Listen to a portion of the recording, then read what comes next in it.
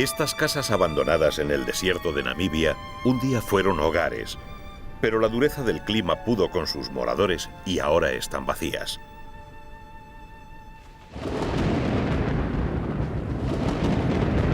La atmósfera castiga a los seres vivos con bruscos cambios de temperatura y de humedad, obligándoles a buscar lugares en los que refugiarse durante al menos unas horas cada día.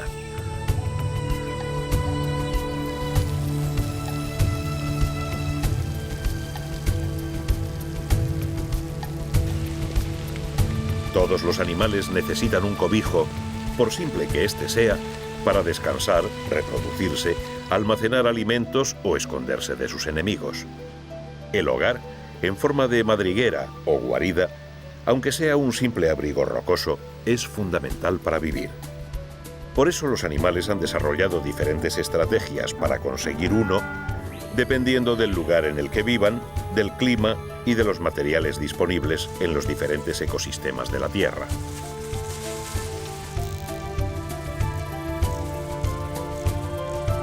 El ser humano tuvo que resolver los mismos problemas y evolucionó técnicamente desde las cavernas hasta las grandes construcciones. Pero no solo el clima y la seguridad afectan a las residencias humanas. Las necesidades y el estilo de vida de cada cultura son también diferentes. Todos los supervivientes buscan un hogar en el planeta Tierra.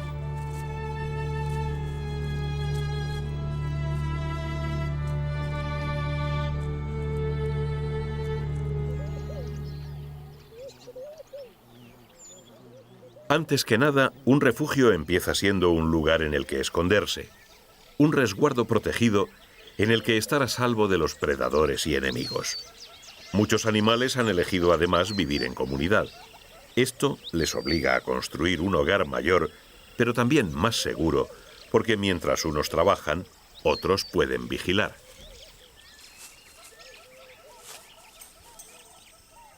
Los primeros homínidos también formaban parte de la dieta de las grandes fieras carnívoras. Por eso se defendieron de ellas al abrigo de cuevas y refugios naturales.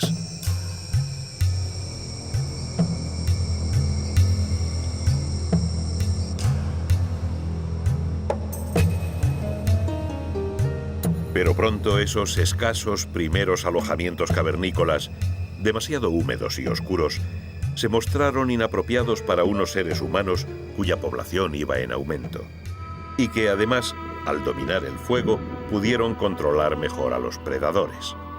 Sin embargo, las cuevas eran recintos óptimos para ser utilizados como santuarios espirituales y mágicos. Entonces se convirtieron en refugios para los antepasados, en lugares de culto donde alojar a los muertos, manteniendo seguras las riquezas que estos deben llevarse a la otra vida.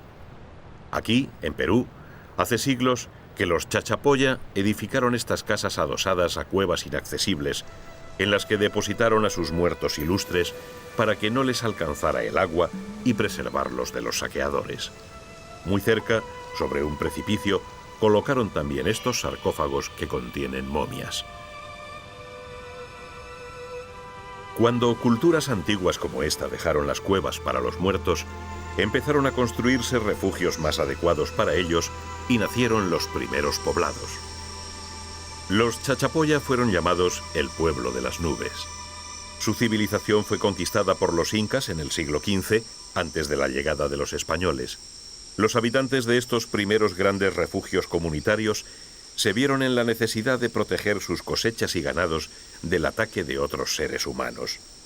Así nacieron las grandes ciudades-estado fortificadas que pronto empezaron a enfrentarse las unas a las otras. Pero protegido en refugios que construía, el hombre se extendió por la tierra tanto a latitudes frías y húmedas como a desiertos cálidos. El resto de los animales han tenido que enfrentarse a los mismos problemas climáticos y de seguridad, resolviéndolos con diferentes estrategias adaptativas.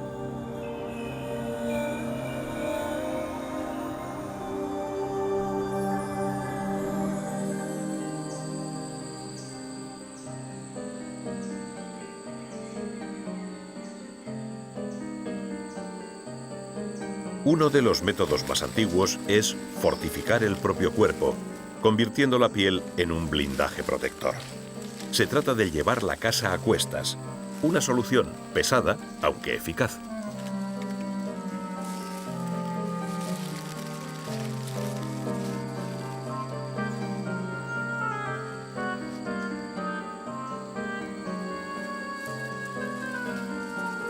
Pero cargar siempre con el refugio reduce la movilidad, haciendo que la marcha sea torpe y ruidosa, circunstancia esta que puede atraer a los predadores.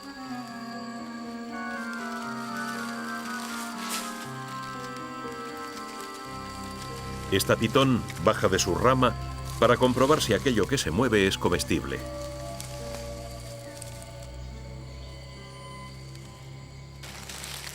Sin embargo, a la tortuga no parece preocuparle su poca discreción, porque sabe que en caso de emergencia, su refugio está cerca, exactamente en su espalda.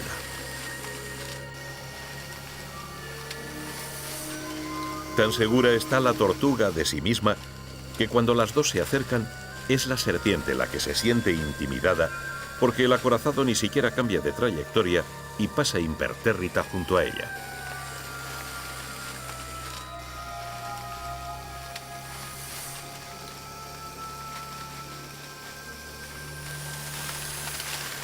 La eficiente defensa pasiva que comporta el alojamiento portátil ha sido adoptada también por otros supervivientes en todo el planeta.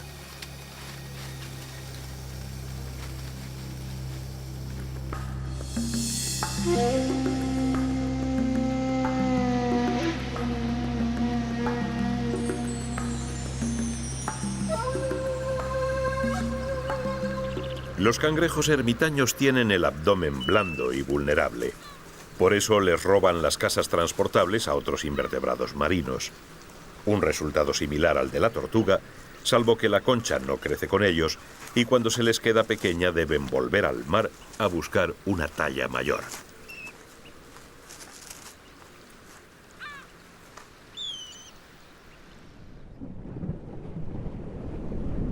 Aquí abajo, esconderse dentro de algo es también complicado porque hay mucha competencia.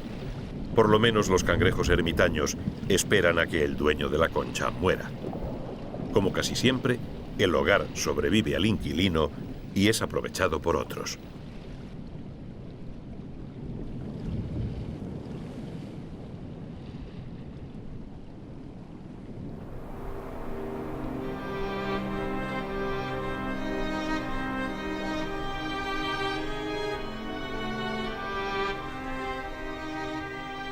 El hombre nómada también tuvo que aprender a llevar su casa consigo.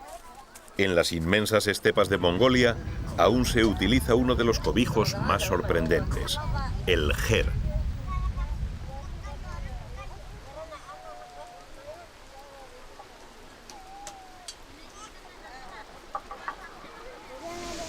Se transporta en 2 camellos y se monta en media hora. En un lugar como este, un refugio debe estar listo en el menor tiempo posible. El hueco de humos actúa como reloj de sol y el interior está dividido en cuadrantes simbólicos: mujeres al este, hombres al oeste y al norte, frente a la puerta, los huéspedes y el altar de Buda. Estas normas sociales son respetadas desde Mongolia hasta el Tíbet, tanto en palacios de emperadores como en tiendas de tártaros. Los pueblos nómadas tienen que llevar a cuestas sus pertenencias y necesitan levantar sus refugios de forma rápida y práctica. Así ocurre también al otro lado del planeta.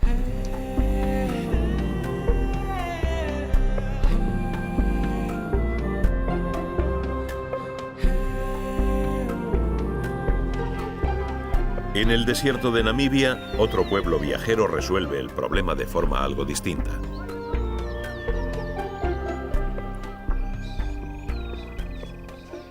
Los himbas son pastores nómadas, obligados a moverse constantemente en busca de pastos y agua para su ganado.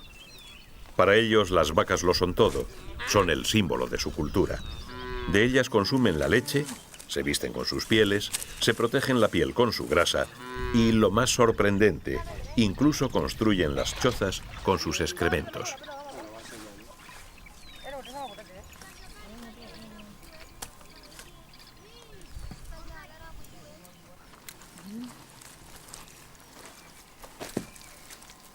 Sobre una estructura simple de ramas, las mujeres Himba mezclan arcilla, fibras de corteza y estiércol. Al secarse, la combinación constituye un excelente aislante que preserva del calor al refugio Himba.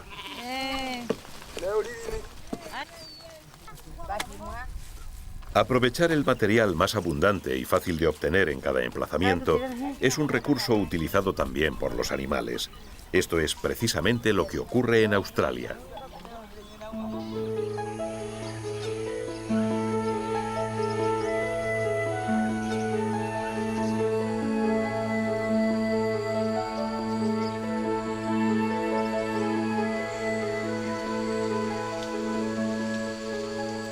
Las hormigas tejedoras australianas trabajan en equipo para construir sus refugios.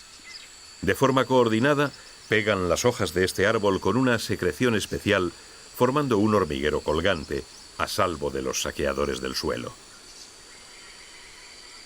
Las fibras vegetales, resistentes y flexibles, además de impermeables, son frecuentemente utilizadas en el mundo animal para edificar cobijos.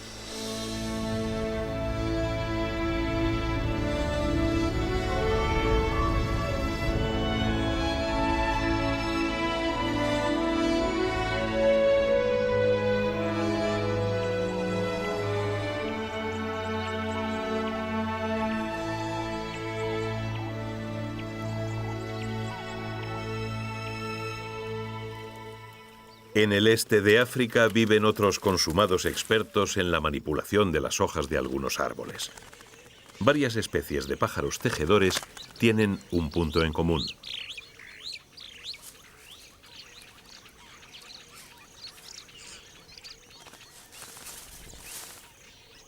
Los machos deben construir un nido colgante con fibras vegetales lo antes posible. Eligen una rama adecuada y, utilizando su cuerpo como medida, trenzan el anillo maestro, tejiendo y anudando ante las miradas críticas de las hembras. Solo podrán procrear aquellos machos cuyo trabajo sea suficientemente bueno. La habilidad del macho, que tanto afecta a su éxito reproductor, es hereditaria, pero exige práctica para alcanzar la perfección. Por eso los machos jóvenes tardan algún tiempo en depurar la técnica. Si el nido no es correcto, ninguna hembra querrá entrar en él. Los árboles se adaptan al clima. Por eso sus hojas y ramas suelen ser un buen material de construcción, como se puede comprobar muy lejos de aquí.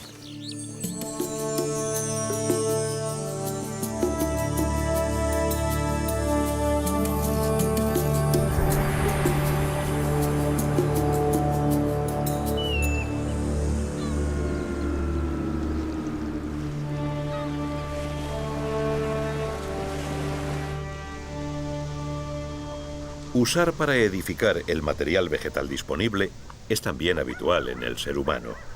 Aquí, en la costa de Papúa Nueva Guinea, las palmeras están por todas partes.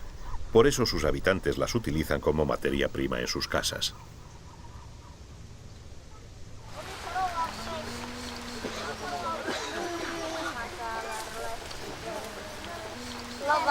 La estructura de troncos atados forma un tejado alto a dos aguas, apropiado para este clima tropical, húmedo y lluvioso.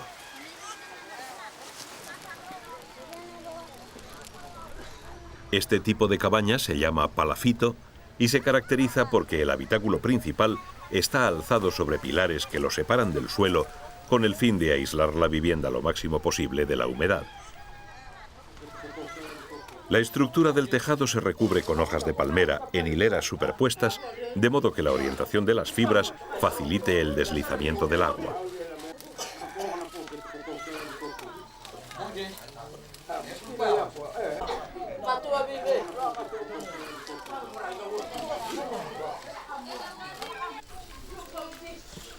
Las ceras de las hojas y su consistencia han evolucionado en la palmera para proteger al tronco de la lluvia.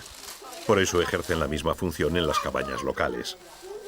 Generalmente, el material de construcción más adecuado proviene del mismo entorno donde se pretende construir la casa. Esta es una norma común para hombres y animales, incluso en lugares tan distantes de aquí como Norteamérica.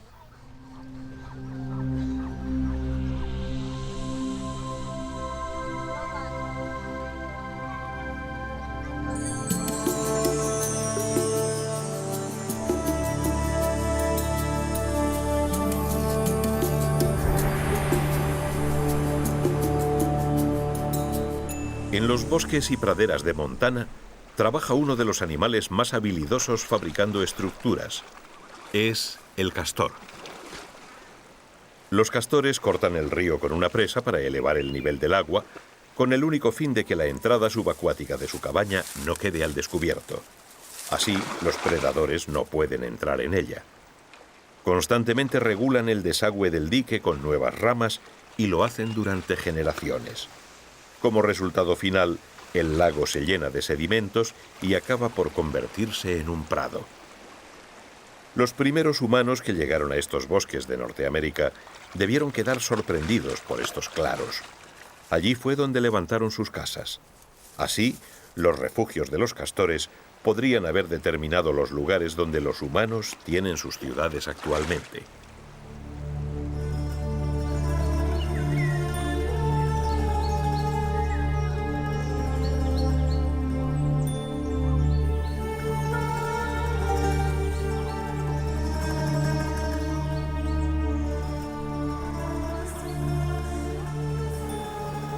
Los conflictos pueden surgir cuando lo que es material de construcción para los seres humanos es en sí el refugio y el alimento de los animales salvajes.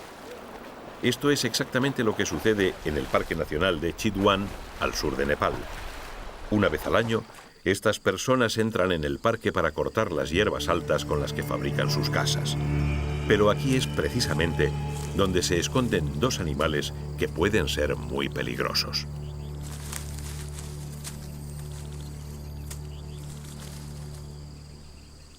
Cada año, alguno de estos recolectores es atacado por tigres o rinocerontes al encontrarse en la maraña de hierbas altas.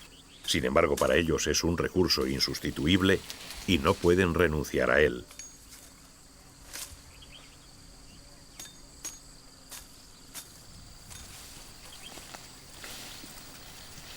Para evitar en lo posible encuentros fortuitos, estos hombres intentan ahuyentar a los animales hablando muy alto y haciendo todo el ruido posible.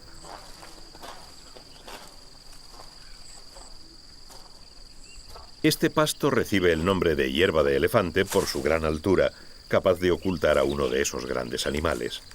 Por eso es tan útil para la construcción de las cabañas humanas como para servir de refugio y lugar de caza al tigre y al rinoceronte indio.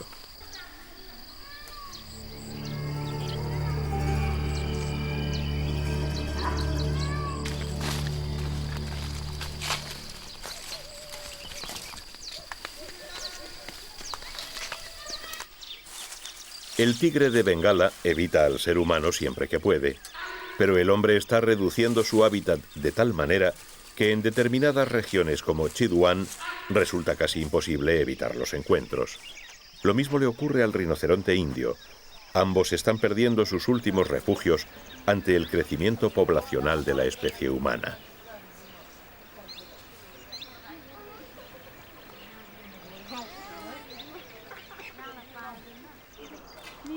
Las hierbas de elefante también sirven para alimentar al ganado, aunque su valor no sería tan alto para estos pueblos si no constituyeran el material de construcción más apropiado para la casa rural tradicional de esta zona. La paja es probablemente la cubierta más utilizada en los refugios humanos del mundo. Hacia el año 2500 a.C., la llegada de las técnicas agrícolas y la domesticación de los animales convirtió al cazador-recolector nómada en sedentario.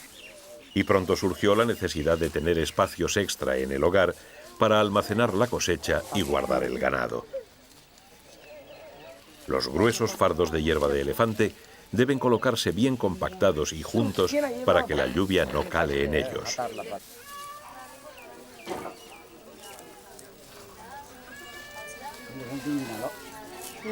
Por todo el planeta, las diferentes culturas humanas encontraron la forma de construir sus casas atendiendo a las exigencias particulares de cada clima y al material disponible.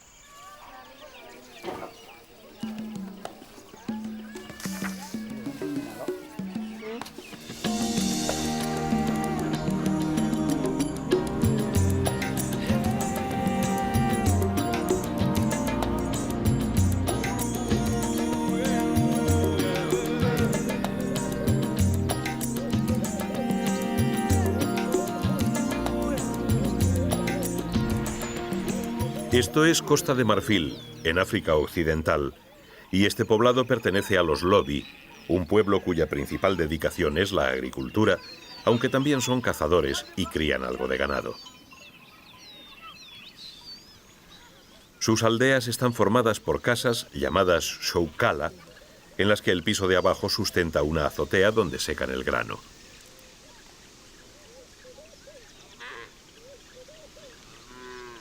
Las paredes son de adobe, un material propio de climas secos que obliga a construir muros gruesos y pesados, pero que aíslan muy bien. Aquí el problema es el sol y no las lluvias, que son muy escasas. Por eso, estos hogares pueden permitirse un techo plano y una entrada a ras de tierra. Lo importante es la sombra y protegerse del calor africano.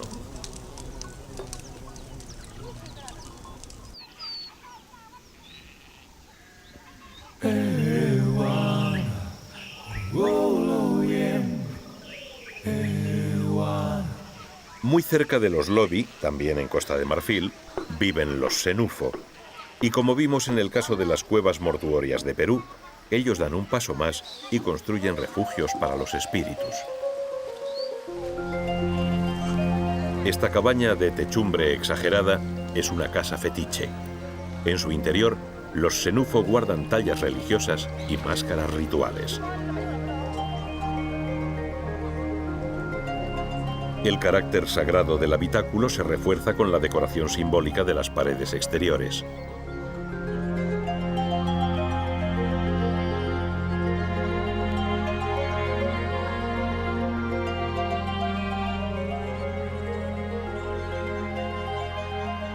Cada casa fetiche tiene un guardián asignado, que normalmente es un miembro destacado del Poro, la sociedad secreta que rige la vida religiosa de los Senufo. De este modo, a base de ingenio, las diferentes culturas humanas han adaptado sus casas a todos los lugares del planeta, buscando soluciones locales a los retos del clima y utilizando los materiales disponibles en cada caso. Pero el ejemplo probablemente más extremo de refugio humano adaptado al medio en el que se encuentra está al otro lado del mundo, sobre las aguas transparentes del Golfo de Tomini, en Indonesia.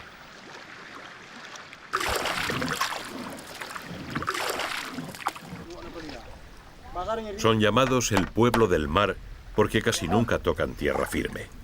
Los Bajau viven en el océano, a bordo de sus canoas, y sobre ellas desarrollan toda su vida. Ellos dicen que en tierra son desdichados, que morirían pronto como un pez o una tortuga varada. Prefieren su horizonte azul, su existencia en movimiento continuo. Todo cuanto necesitan lo sacan del mar. Sus embarcaciones disponen de lo necesario para ser felices. El gobierno de Sulawesi quiere que vivan en casas normales y que los niños vayan a escuelas, pero ellos se resisten a abandonar su modo de vida.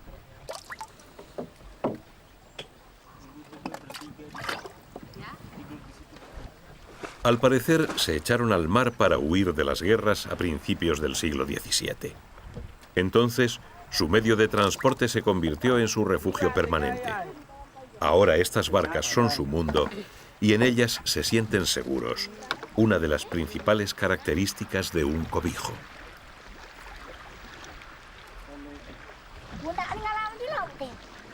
Los más ancianos ya no caminan, tienen atrofiadas las piernas y utilizan sus pies para otras labores. Según una vieja leyenda Bajau, una madre consolaba a su hijo que lloraba porque su padre no regresaba, diciéndole: «No preguntes por qué él no vuelve. Para el pueblo del mar, el océano es su casa».